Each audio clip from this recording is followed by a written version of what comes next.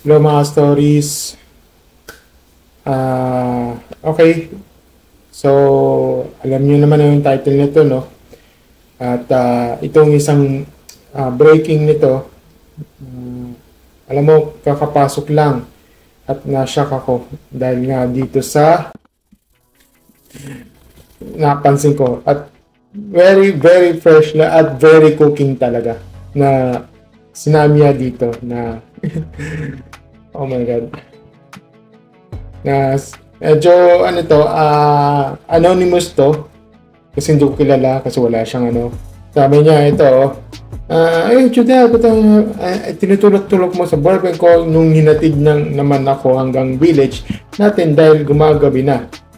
You slapped my face in front of him when I tried to stop you from continuing hurting him. Threatening to kill me even. Just more of the man than you are.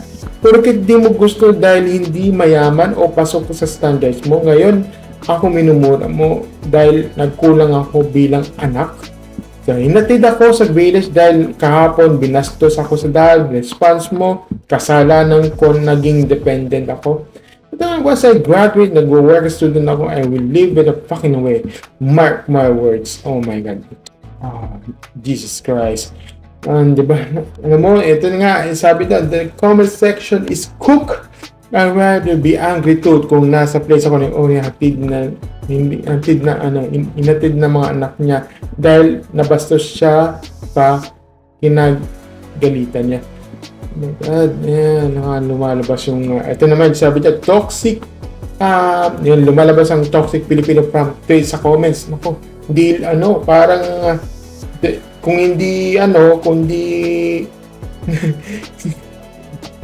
kung hindi retirement pa yung mga anak nila, ito naman toxic talaga yung mga toxic from sa mga comments. Kaya wala akong magbabago eh. This is kahit high school pa si Opie or college, kahit magpapakaya sa kanya tatay niya, tama bang manakit na magmura ng tao? That's abuse, di ba?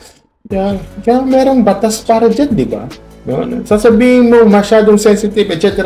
yung panahon nga namin. Pero panahon niya, di ba? Pero paano yung mga panahon nila, panahon ko, panahon ng mga future, yung mga future mga children's dyan, di ba? Iba-iba. Hindi kasi pwedeng pwedeng i-apply yung mga trabaho, yung mga generation by generation. Iba-iba yan. Kaya nga meron tayong na may mga dyan na iba-ibang generations nag-e-evolve. Hindi yung flatline, hindi yung pare-pareho yung tinutukoy niyan. Iba yun. Diba?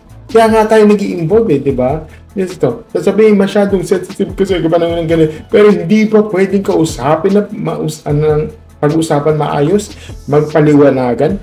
Kailangan talaga i-resort ang threat and violence lagi. Ganyan ba kayo mga anak nyo? Diba? Di na ako nagtataka kung may mga lalaking may depression yan dahil sa pag-atrato niya sa kanila at pagpapalaki. Nag-reflect ito kung naging mabuti kayong magulang at tao. Diba? So, tsaka di naman alam yung buong kwento ng buhay nila.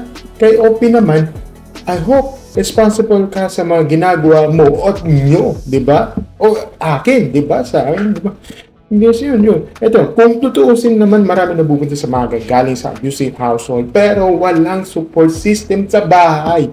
Paano suntok at sampal inuna, pero kailan ba ninyo kinausap ng maayos ang mga anak nyo? Unang-una, magandang ehemplo na nakikita nila sa bahay. Tapos papahingi nyo sa harap ng ibang tao, doon i-expect na lumaki ng normal anak nyo. Kaya lumaki ng anak ng mga ibang tao na nagbububog ka, tapos yung iba kasama mo galing sa loving family. Diba? Di ba sa mga ganyan, yung cook, kahit nga rin ako cook, di ba? Akala kasi nila madadala sa pasikara lahat Di lahat, nag-repeat lang isang tao ng trauma at problema. Ewan ko lang ba sa mga magulang na yan, hindi nila nag-anak gagawin sa emotional touching back, di ba? Sa mga future parents, talaga hindi dapat bagbuntan nyo ng mga kamay anak nyo. Panungin nyo muna sarili nyo gumagawa ganyan talaga ng anak nyo, o gagawa na lang yun para sa sarili nyo. Wala kayong emotional punching bag. Diba? Dito, yan, sabi ako, hindi string lang. Yan. At nagsagot na ato na ang OP. For context is marami akong binabasa. Alam ng father ko na may boyfriend ako. Nag-uusap-usap sila, dumating sa porta, inayaw ng father ko dahil sa bet niya ng pogi at may pera. At 20 na po ako, hindi na po ako bata. Ang kinako ng father ko kung bakit ako hinatid ng because hindi father ko yung tinatawag ko para hinatid yung when I started before. That's my problem. Especially kapag dinabasa siya sa dahan. Diba? Well, I feel for you na ganyan. But, ito bakit yung mga comments? Bakit hindi naman ata okay maging viral unless for the best? For me, wrong yung pagiging viral ng dad. Not only sa anak, but to the BF. Di ba? Ganun, no? So sorry. Nakakalungkot, no? Sorry about you went through. I hope your boyfriend is alright as well. No matter how angry his person is, physical anger not only leave a physical mark, no, but emotional scars. Praying for your healing. 30 female, 30% and 30%. 30 years old female ako, and then still healing for emotional scars. My dad may have never hit me, but by his words, I can live my life with confidence as a woman. Diba? Alam mo, talagang nakakalungkot talaga, no? Talagang totoo talaga ng hindi naman totoo, talagang just a reality talaga ang nangyayari dito. Toxic family traits. Nako, yun talaga. May mga ganun talaga, no? So, kung ganyan talaga sana lumagpas ka. I hope naiintindihan ko naman yung sinasabi mo, OP. Alam ko may mga ganun talaga. Minsan talaga kapit lang. Ang masasabi ko lang, kapit lang tayo. Okay? Alam mo, lalagpas din yan. Okay? At saka, for me, dapat, alam mo, kung tatay mo rin yan. Sana, alam ko,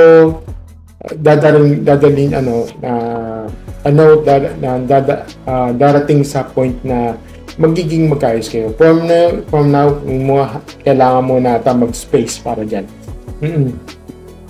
Yan, kaya sabi niya, kinakabahan ako sa mga nagko-comment dito, gano'n pala gawin ng mga anak niya. Nakakatakot. Please lang, huwag kayong mag-anak kung sasaktan yun lagi. Advice, never the answer. Yeah, may batas tayo dyan, pero hindi ako expert sa mga batas, di ba? My God, toxic talaga, grabe. Ang dami nagko-comment dito.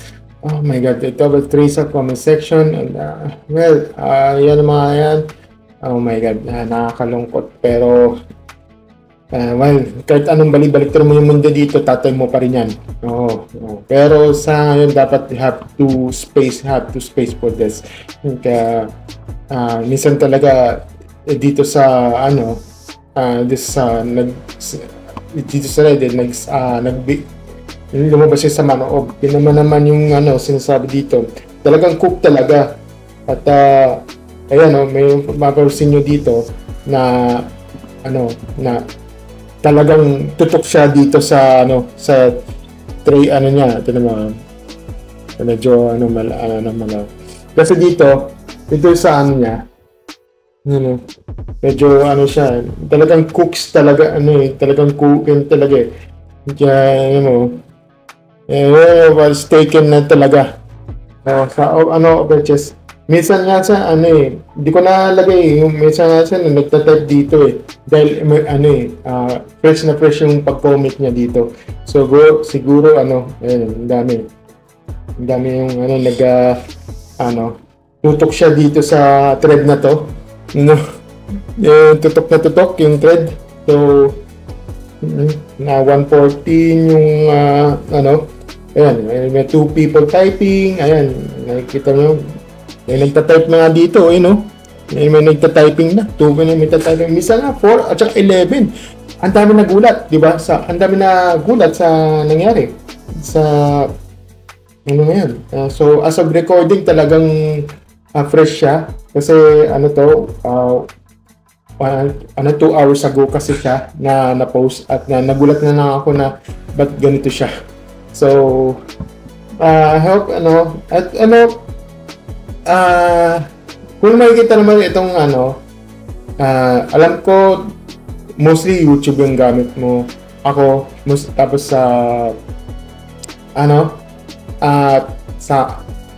ang masasabi ko lang dyan sa kapit lang copy.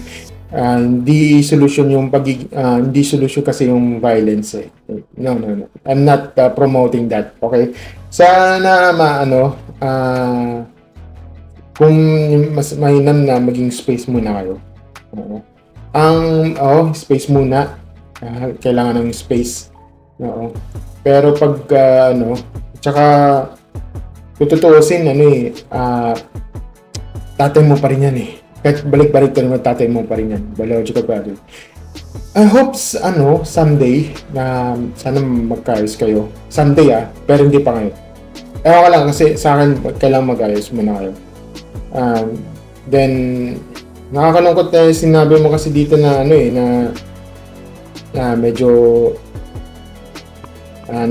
nagkaroon kasi ng nag-working student I will deeper hindi ako makapagano dito. Sana ito friendly advice po sa akin. Sana huwag kang padalos-dalos. Okay? Kasi di ko alam anong age mo dito. So hinina ko yung ito.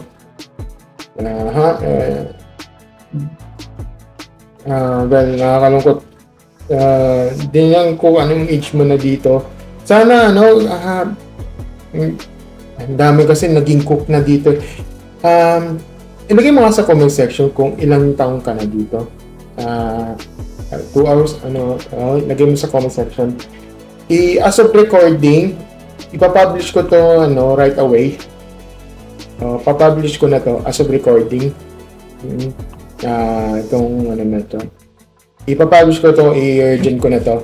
And sana tapos gagawa ako ng update para dyan yung mga comments mo dito sa YouTube na to.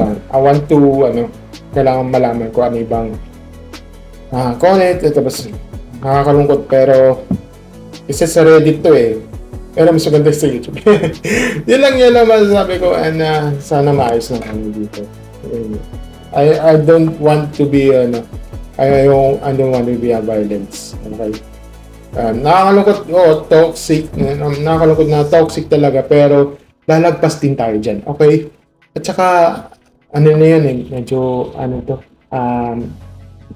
baka maging, huwag naman sana maging rebelde yung, yung buhay mo dahil lang sa boyfriend mo. Okay? So, I know na, may boyfriend ka, pero, hindi rin naman kayo mag-asawa.